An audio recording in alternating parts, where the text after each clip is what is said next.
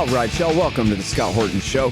I'm the director of the Libertarian Institute, editorial director of antiwar.com, author of the book Fool's Errand, Time to End the War in Afghanistan, and the brand new Enough Already, Time to End the War on Terrorism.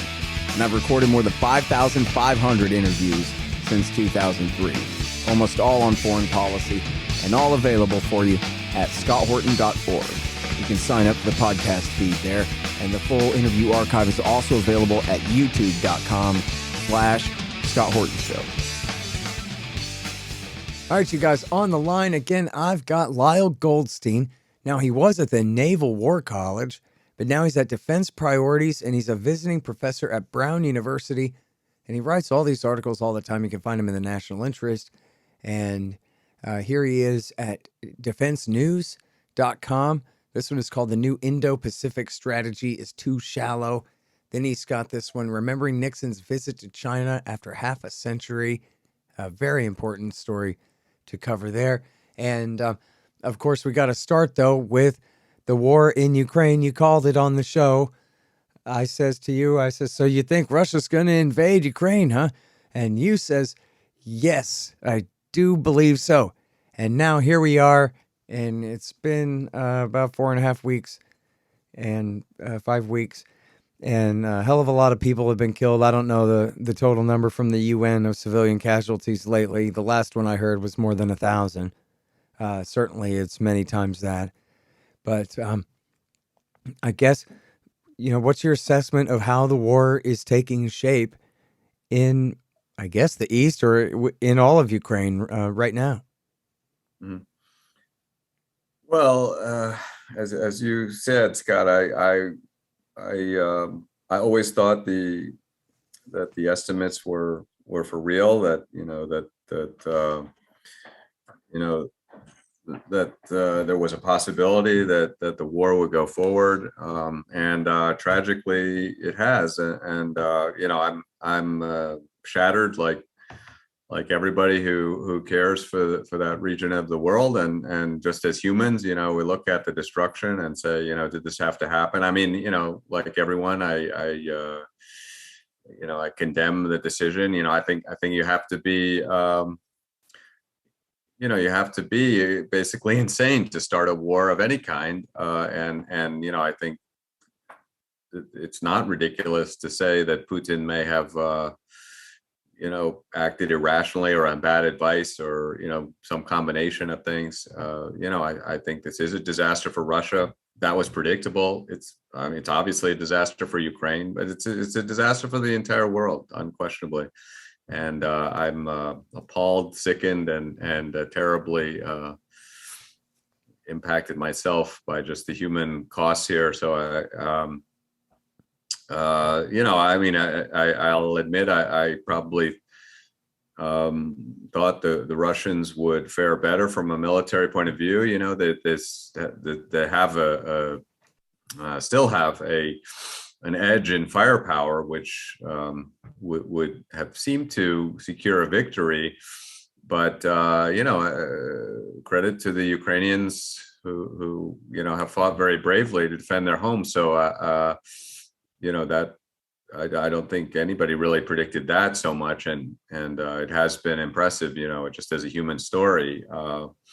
But I think the whole, certainly our country has been caught up in this kind of war fever, a kind of enthusiasm, which is a little troubling, especially for those of us who were recommending solutions. I continue to think there was a way out, that we didn't have to get here. But now that we're here, it's I and others are thinking about how to stop the killing. But right now, the dogs of war have been unleashed, and both sides seem to have the kind of quest for blood and destruction, which right now I'm not really seeing a way out, unfortunately. Scott. All right, well, so as far as all the narratives about that the Ukrainians have been really doing a great job fighting against the Russians and all of that, I wonder why the Russians didn't do like H.W. Bush and W. Bush in Iraq and bring in heavy air power against the armor divisions and, the heavy concentrations of Ukrainian military, at least in the east of the country, before they sent their tanks in.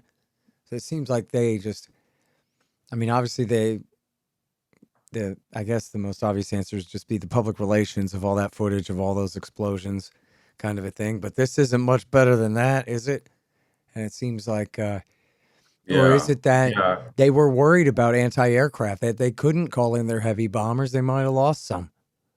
Mm. I think it was a little of both, but more the former. I think it was a kind of miscalculation and a gamble. They thought that they could do what do you call it, a thunder run. I think you remember that phrase from Did from. Richard Pearl promise Vladimir Putin that he'd be greeted with flowers and candy?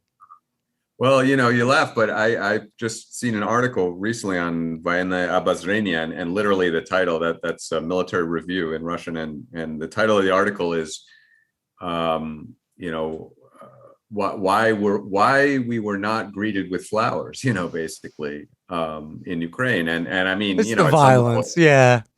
Yeah, I mean, it's kind of stunning to see such an article, but it's, I think the Russians themselves are grappling with this. Like, how did they make this mistake, this miscalculation? What's going on here? I mean, and I'm somewhat surprised. Kharkiv, I wouldn't have thought Kharkiv would be, holding out still or something like that.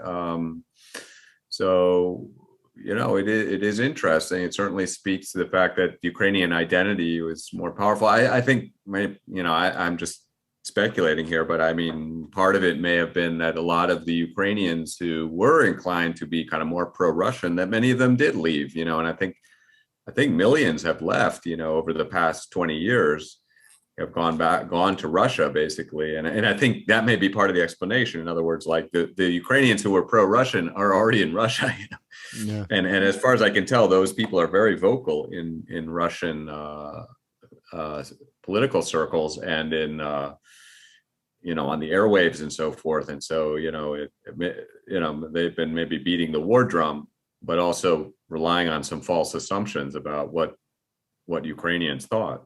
Mm-hmm. Well, now, as far as the disaster for Russia, I talked with Douglas McGregor earlier, Mm-hmm. and he was saying essentially that despite whatever costs they are paying, that Putin has clearly decided that it was worth it, and they will guarantee Ukrainian neutrality, and they will guarantee the end of the war in the Donbass, and they will, achieve, depending, and it's still, I guess, not altogether clear how much of eastern Ukraine they intend on keeping. Seems like probably just the Donbass and not everything east of the Dnieper, right? But so they are paying a hell of a price, but the price, Putin believes the price is worth it, right? Yeah, I mean, I tend to, McGregor is extremely wise military analyst, and I think he pretty much has it. I mean, we've all seen a lot of the stories that are coming out of the press are turn out to not to be true and so forth. So, there's misinformation happening on both sides. So it's very hard to grasp what the actual military situation is. But I mean, I think at this point, there's no disputing the fact that the original Russian war plan has failed. Maybe not failed entirely, but failed to some extent, and that's why you see the pullback from Kiev. That seems to be somewhat occurring, and also you see them digging in around Mykolaiv in the south. So I mean that suggests a major recalibration, which I think reflects from what I'm seeing, reading in Russian sources, for example, that they're even quite candid that they just to attack in force along these three different vectors was just too much to ask, well beyond their capabilities, and maybe they were best casing when they shouldn't have been. I And read a thing relying by on Scott Ritter, who's a former Marine Corps captain, and he was saying, all this stuff was just a feint while they're taking Mariupol and building a land bridge between Crimea and Russia there, and solidifying the greater Donbass in the south, at least there on the Azov coast. And so yeah, all this, armed column moving on Kiev and all that was just to tie up, and a few other places, was all just to tie up the Ukrainian military. Is that after the fact rationalization, you think, or Um, maybe that's right? I think it might be. I mean, look, Ritter, he's smart too, and he, has like McGregor, they're both the military men and have you know very wise things to say. So I don't dismiss that at all. But my sense is from everything I've been reading, the Kiev operation was more than a feint. It was I think for real. There was significant hard fighting there. There was significant forces there. And if you look, studying the maps of Ukraine as we all have for the last, couple of months, if you go directly south from Kiev, you basically arrive at Odessa.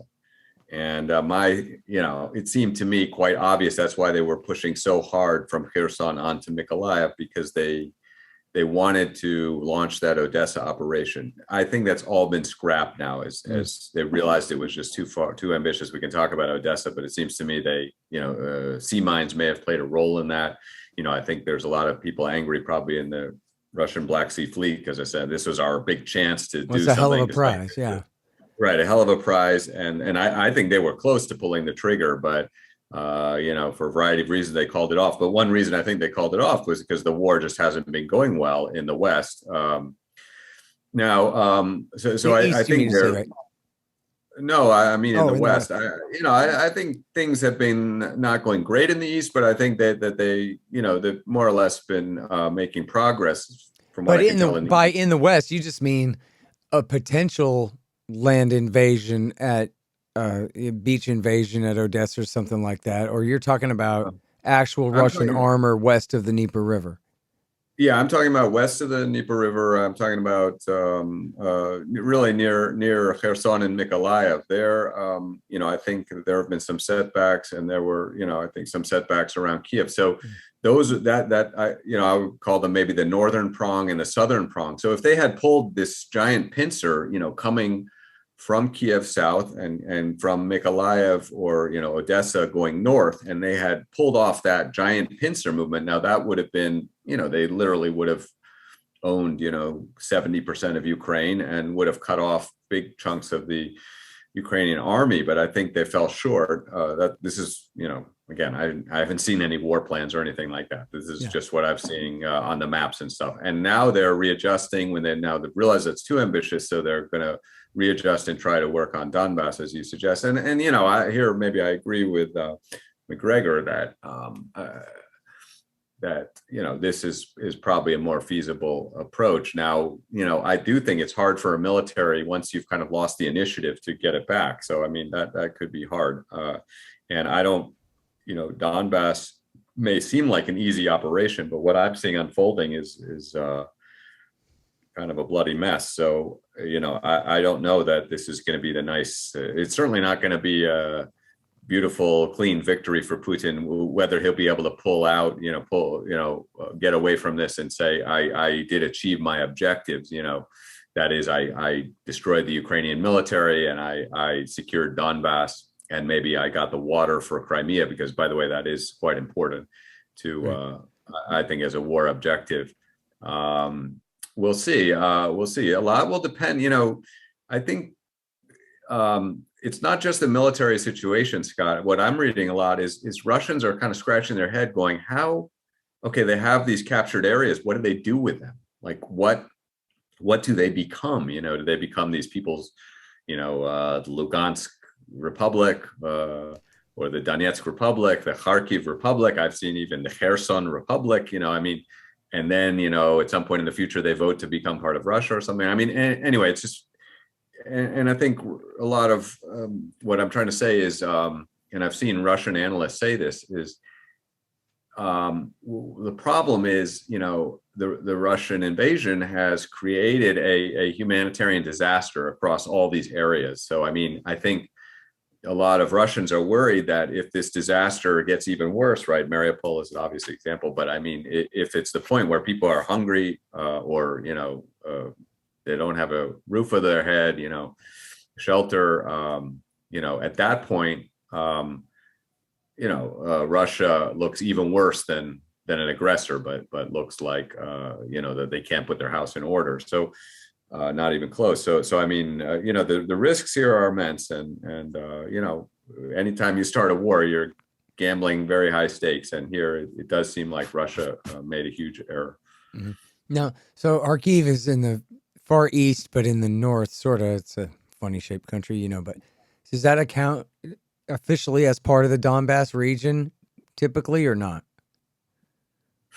I That's don't right on think the border so. of it. Yeah, I think it's its own, and I have, I think I'm.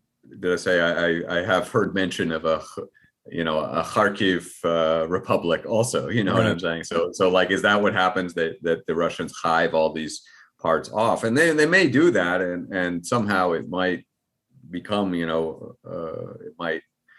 might settle down. Whether there's an insurgency is a question, of course. Whether they can, where do they get the resources to rebuild these areas? I think, if I'm living in Siberia somewhere and watching this unfold on television, I'm scratching my head going, well, I guess we won't be getting an upgrade to our, electricity and water and bridges or anything else, because all that money is going to be flowing to Kharkiv to rebuild it, right? So, I mean, I think a lot of Russians are even if they don't have skin in the game per se, are also upset, that the national wealth is going to be on this Ukraine project. Hmm.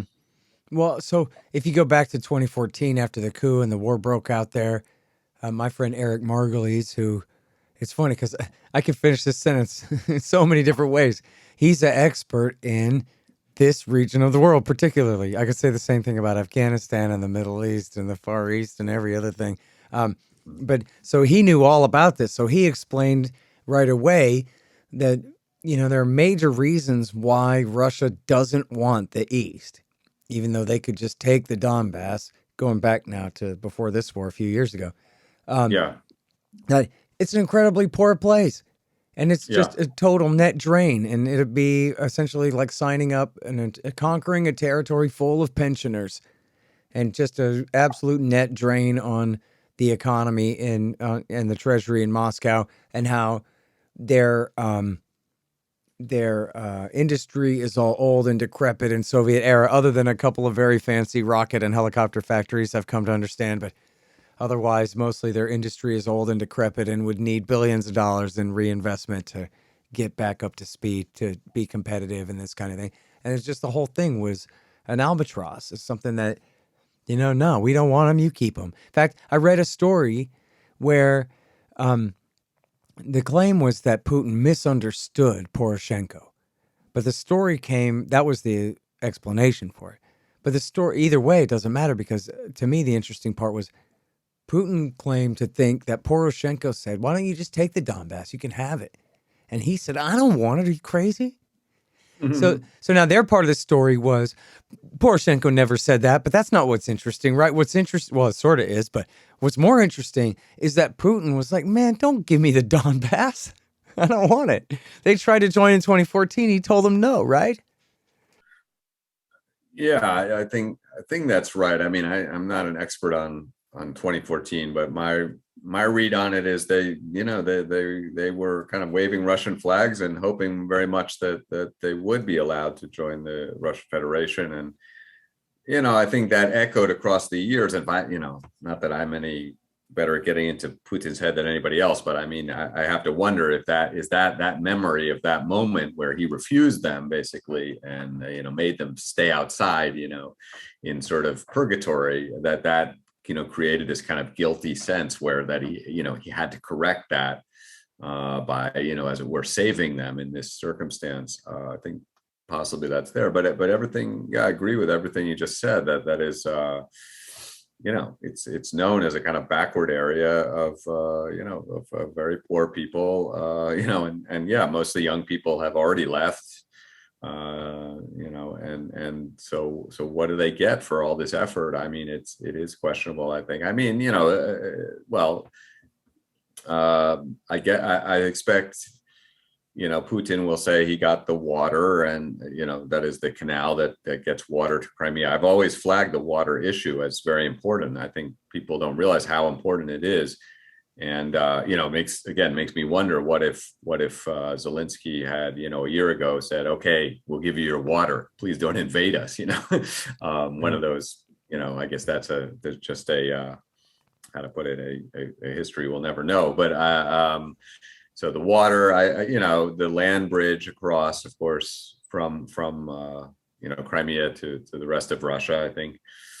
But I agree that they're going to put way more resources into it than they're going to get out. So as an economic prize, no, and especially when you weigh in the sanctions into it, that it's hard to see how this could end up ending well for Russia. I mean, and of course it could be much worse. I mean, I do think,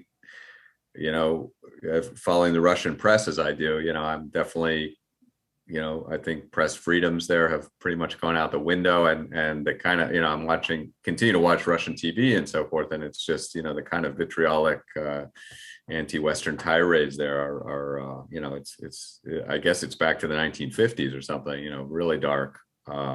So yeah, I mean, this is going to be something that I think haunts us across generations. Scott, it's horrible. It's really just a terrible thing for the entire world. And I do, I maintain it could have been prevented, but certainly we've got to blame. Putin made the decision ultimately, and I think it is a very poor decision. Hang on just one second. Hey guys, I had some wasps in my house. So I shot them to death with my trusty Bug Assault 3.0 model with the improved salt reservoir and bar safety.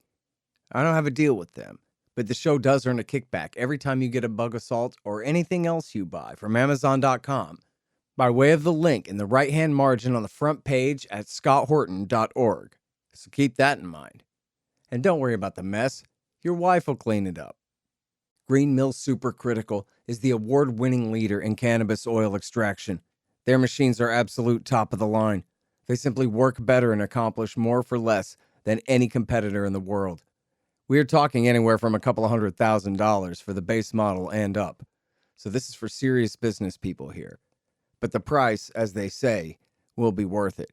Green Mill Supercritical customers' investments pay for themselves oftentimes in just weeks. Simple enough for almost any operator. Deep enough for master technicians. Their new novel techniques for inline real-time winterization are leaving their competitors in the key. That's greenmillsupercritical.com. Man, I wish I was in school so I could drop out and sign up for Tom Woods' Liberty Classroom instead. Tom has done such a great job on putting together a classical curriculum for everyone from junior high schoolers on up through the postgraduate level. And it's all very reasonably priced. Just make sure you click through from the link in the right margin at scotthorton.org. Tom Woods' Liberty Classroom. Real history, real economics, real education. All right, so to zoom out a little bit and to look at the shape of the new world order to come here, is it right to say, in my simpleton terms, Russia has now been kicked right out of Europe? And it's going to be really hard to call him Hitler enough times. We can't deal with him now, or else we're Neville Chamberlain. We can't be Neville Chamberlain. So now he's got no choice but to just buddy up to India as best he can, to China as best he can, and just, Indonesia, whatever non-aligned countries he can. How bad does that hurt us, our economy, Europe's economy, the whole world? How difficult is it to adjust from that? They're talking about, get ready because people are going to be starving to death next year when we can't ship grain around because the Russians and the Ukrainians haven't grown any, and this kind of deal. I don't know. Is it, and just how many times can you call a guy Hitler before it's absolutely impossible to bring him back to the table and shake hands with him and pretend like that never happened? Well, I mean, I condemn Putin's decision for war. I think it's, probably wrecked his whole historical legacy in one fell swoop. But I also, I don't agree with the Hitler analogy. I just think it's completely off base. And I was at a conference recently where this came up a few times, and I had to object. I just think it's, to me, this is a kind of war fever, war hysteria, where everybody's a Nazi, and by the way, the Russians themselves have succumbed to this kind of war hysteria too. The calling Ukrainians Nazis, I think generally is wrong as well. I mean, there are some Nazis there, but there are also Nazis in the United States and elsewhere. So, but I mean, my point is, I don't agree with that. You don't either. I know, but I mean, as far as the economic ramifications, I think you call it right, Scott. I do. I think we'll see Russia, hugging that Chinese dragon and the Indian elephant ever closer. I do think they're encouraged more or less by what they've seen from Beijing and New Delhi. And, of course, I mean, it's been widely observed that really the only areas of the world that are putting sanctions onto Russia are Europe and North America, but in Latin America, Africa, and most of Asia, excepting Japan and Korea, there really hasn't been any move to sanction Russia. So I mean,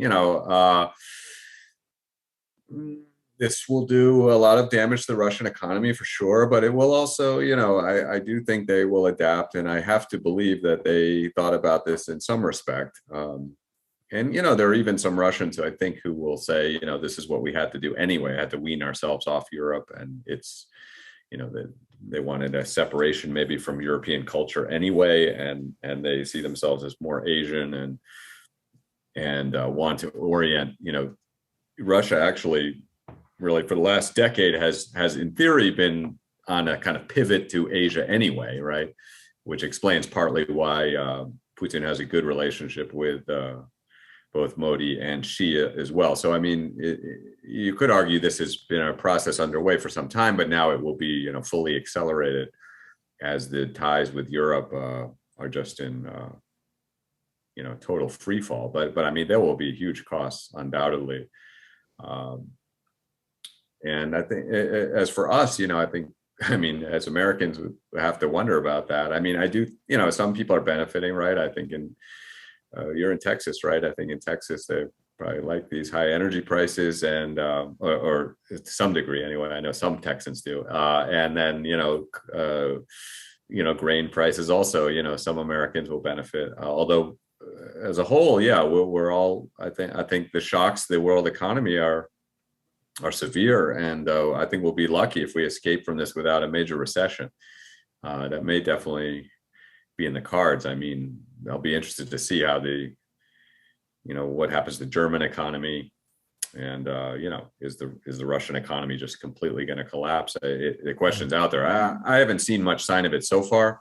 I've been on the lookout. I'm reading the Russian press carefully, and I don't see much sign of that yet. Russia is a robust country that has, obviously can feed itself, but also has every resource that there is. So, including especially energy. So at some level, Russia, and I'm sure Putin calculated this, that, ultimately Russia can do without international trade, but how does it do? And does it continue to fall behind the world, in so many respects if it's more isolated? I mean, it's kind of a cliche now to say China benefits the most.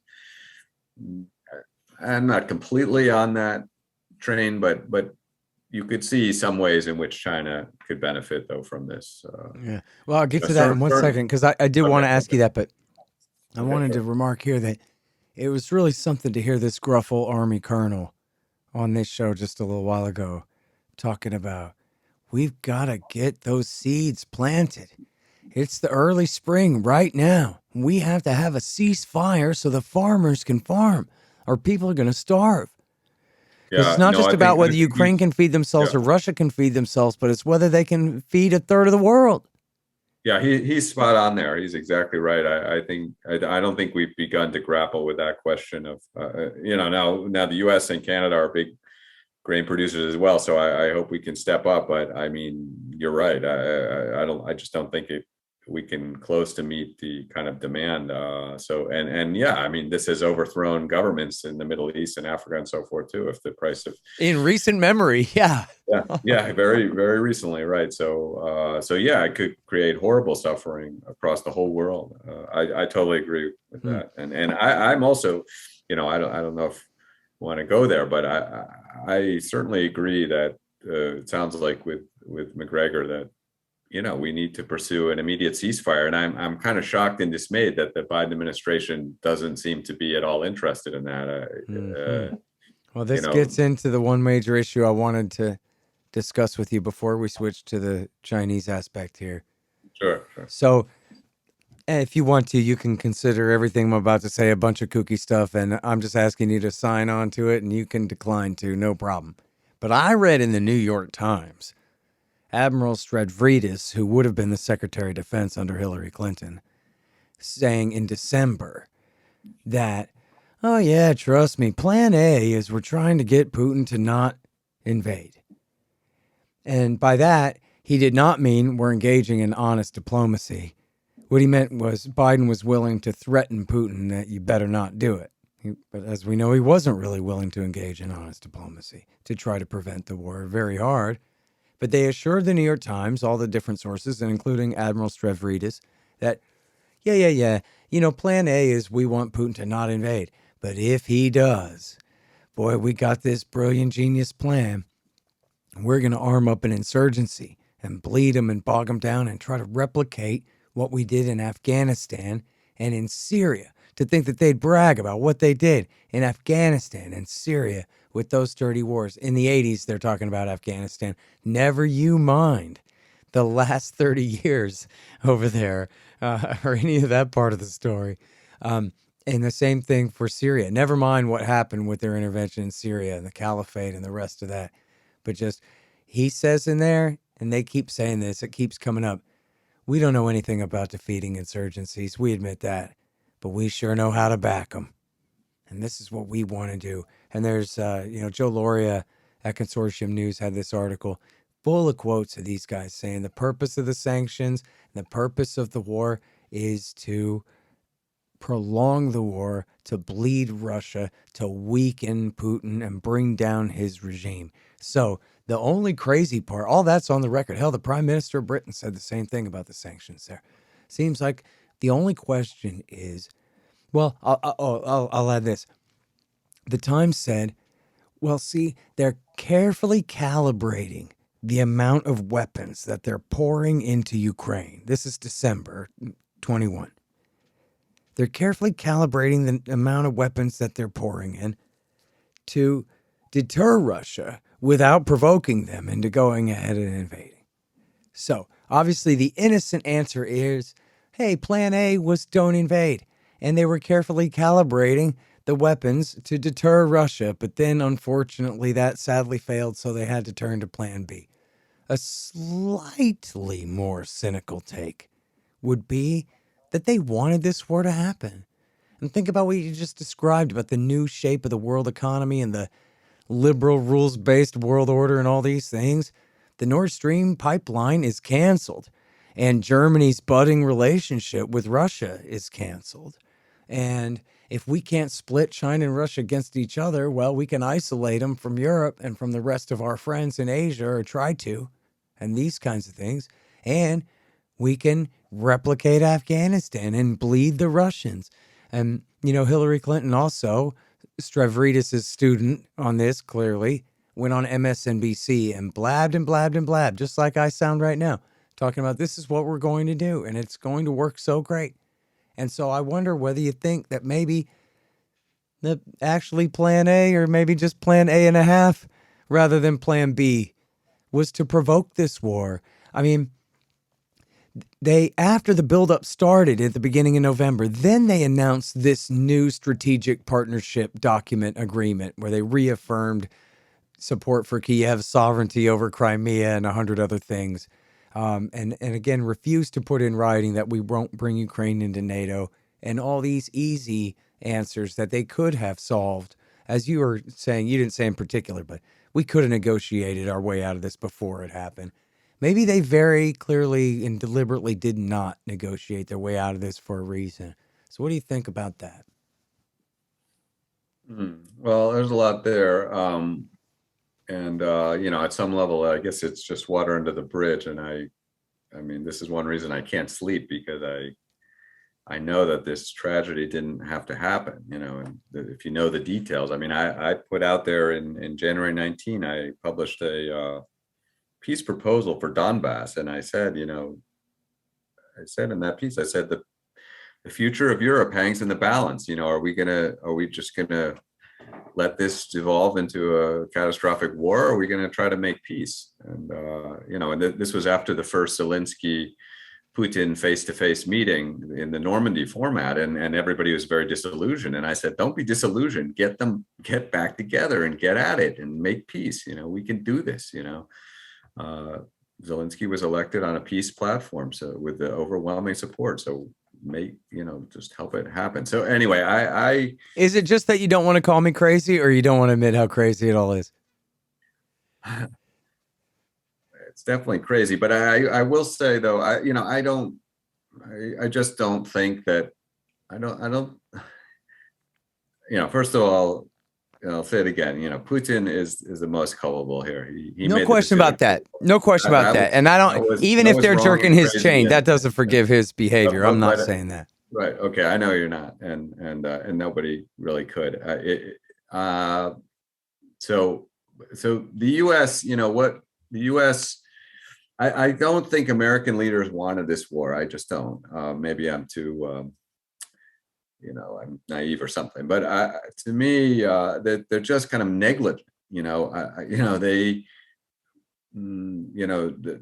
when people talked about war, and we did, right? I mean, you and I talked about it in very graphic terms. I think, and others warned, and the Russians were saying, war is very often a lose-lose proposition, and that's exactly what we've seen here. So, I think it was more American leaders were just negligent. And also, let's face it, the political incentives in a democracy are not to kind of compromise, right? Compromise, kind of bad word in Washington. And, you can't cave in. And so, so many hawkish voices. And I know well that, in government, you get promoted if you're hawkish.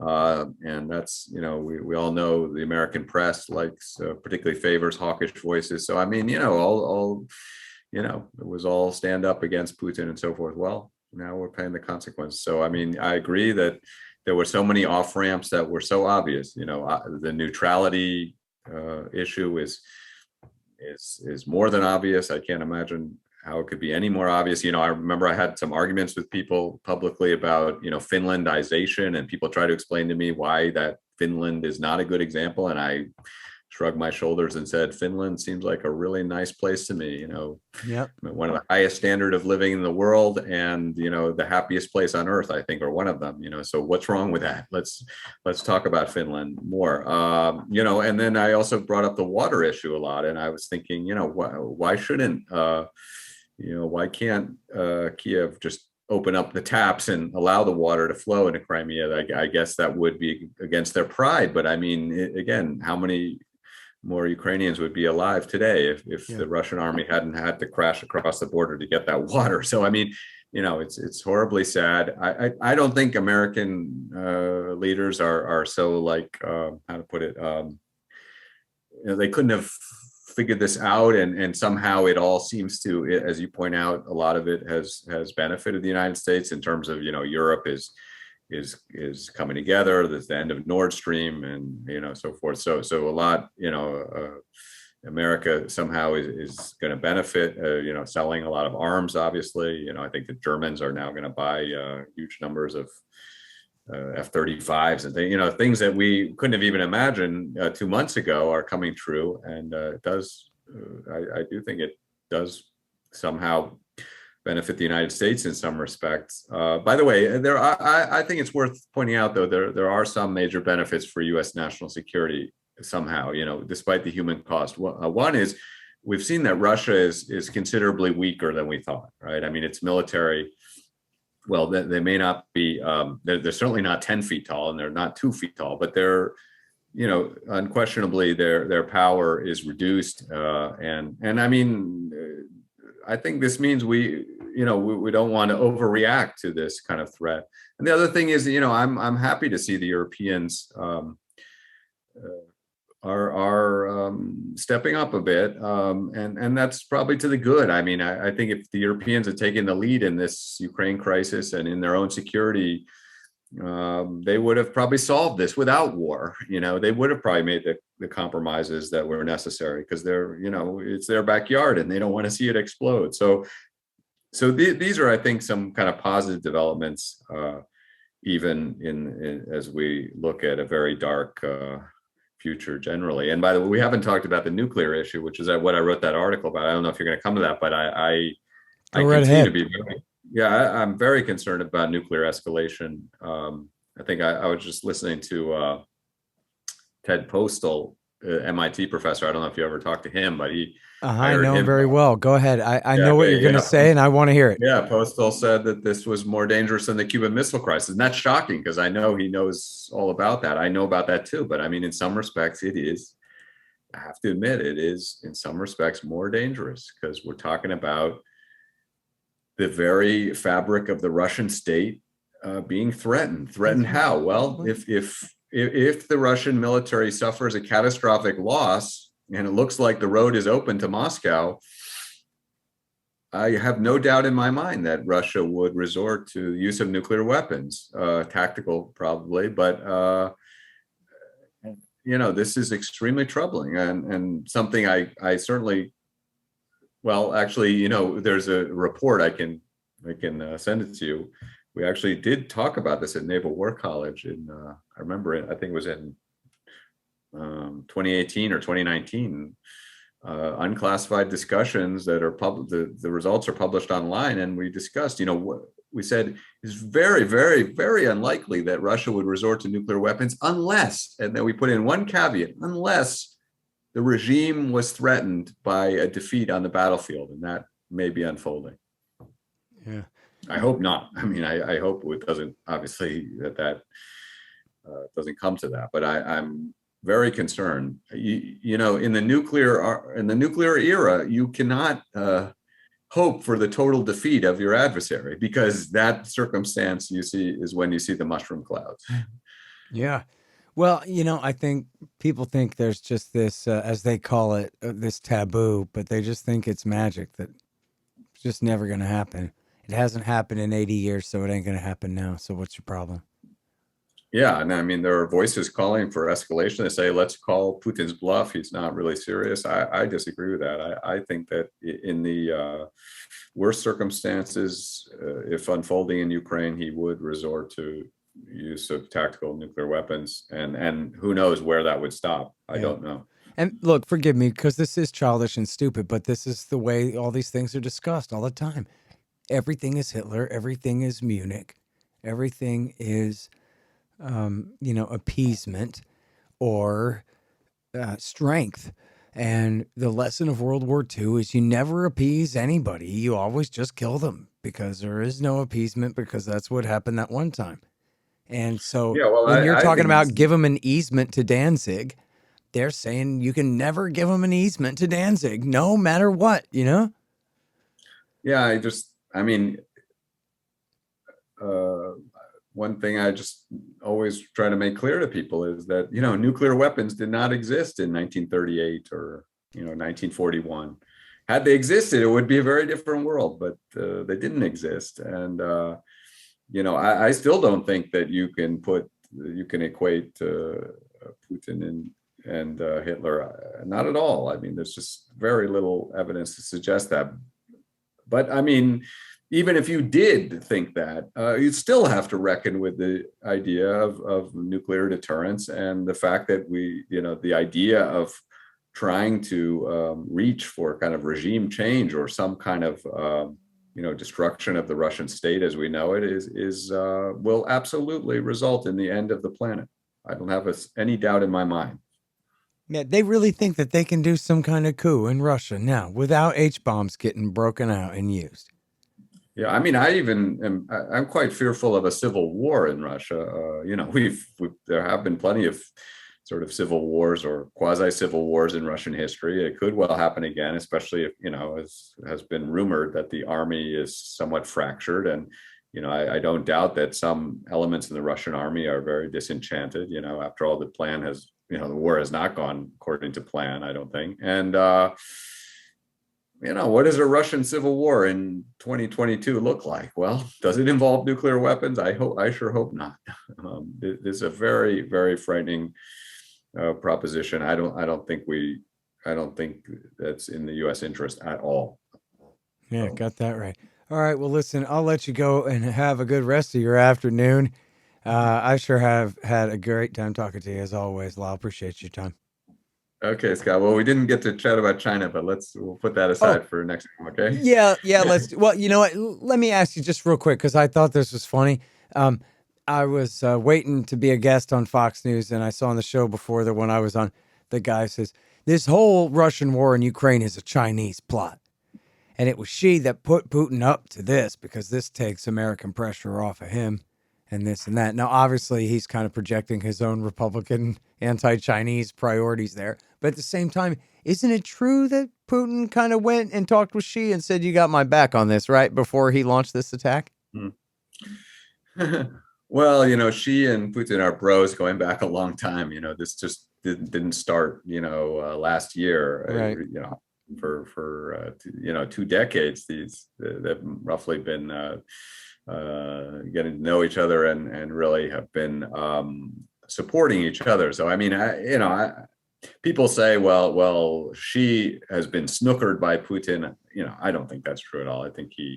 I don't think he saw any war plans, and I don't think they discussed any details. But I mean, was he roughly aware that there was a decent chance that Putin had lost all patience on Ukraine and was going to strike? Yes, absolutely. And Putin fully understands that China is also kind of losing patience on Taiwan and might strike at any time. So I mean, they understand each other. They have more or less similar goals. Unfortunately they share a deep antipathy for the United States, which I think is